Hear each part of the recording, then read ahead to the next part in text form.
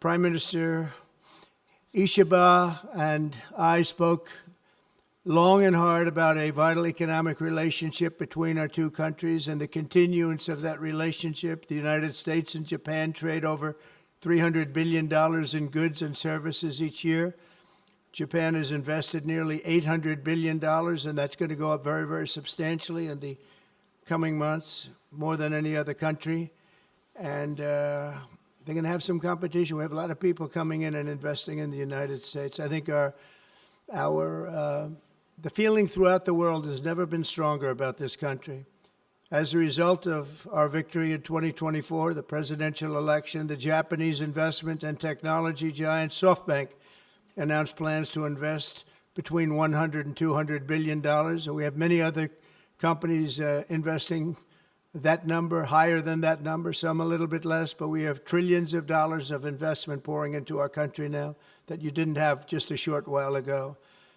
Today, our teams discussed how our two nations can do even more to stay on the cutting edge of artificial intelligence, along with the quantum computing, semiconductors, and other critical technologies.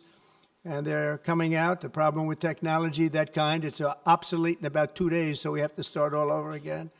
Doesn't last long. We agreed to cooperate even more closely to combat the Chinese economic aggression, which is quite aggressive. I'm also pleased to announce that Japan will soon begin importing historic new shipments of clean American liquefied natural gas in record numbers. It'll be record numbers. With our Secretary of the Interior, we were talking, I think Doug is here. Hello, Doug. Please stand up, Doug. Doug Burgum, everybody.